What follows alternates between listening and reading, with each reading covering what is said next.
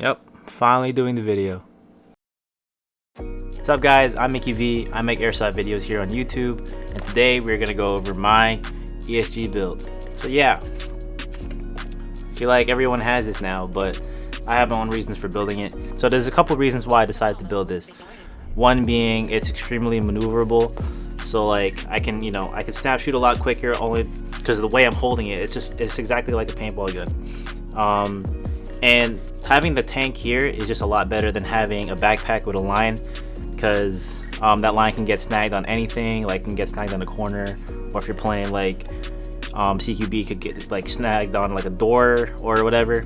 I also feel like it's comfortable not having a stock.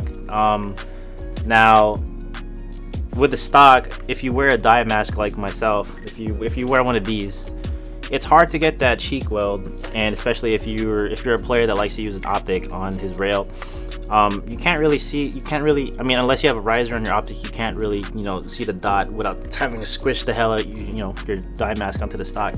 So with this, I personally don't do it, but you can run an optic on here and then look down just fine, because there's nothing blocking your face from looking down. There's no stock. Your stock is basically the paintball tank, but it's gonna rest like right here. And I wanted something lightweight. As you can see, this is let me show you guys. So the upper is from ARP9 and the lower is from a SRXL, but they're both G&G, so whatever. So all of that just leads me into the last reason, being I needed something for competitive play. I need something that was maneuverable, lightweight, and I just didn't want to deal with the backpack setup with the line and everything, because that's just, I don't know, it's just not for me no more. So I'm gonna say goodbye to this and say hello to tank on setup. I'm rushing to the X. I'm going to the X. You going? Yeah. I got sporty.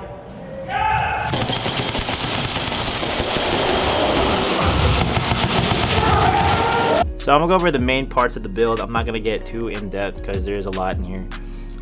But the main part of this build is the ESG grip. All right, so as you can see, it's not traditional grip. It's a grip that's completely vertical, straight down. Again, the paintball tank goes on the back right here. I have the Polarstar version. This is the ESG grip Polarstar version with a Micro Reg inside. I do have a Gorilla FCU in here. So the reason why I got the Gorilla FCU is for its convenience, like the fact that it has Bluetooth capabilities. You can just go on your phone and change the settings. Like that's all I want. Like I don't want to have to open this up, go into the board, and click with the little joystick that could snap off in the traditional like Polarstar FCUs.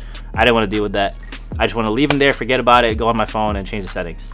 With that being said, I also have the Polarstar Jack in there. Why don't I have an F2 or an F1 or a fusion engine?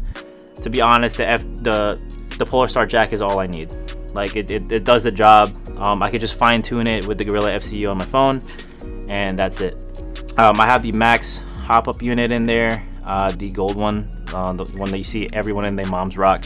I just like it because it's what I have in all my other builds. It's reliable, pretty much the meat and potatoes of the build.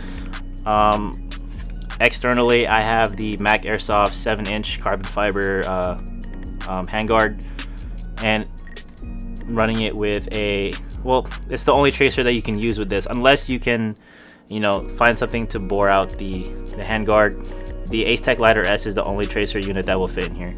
I have tried the G&G UVT. It is a really tight fit, and yeah, I just haven't had the time to bore it out. So I have the Acetech Lighter S anyway, so it's not a big deal.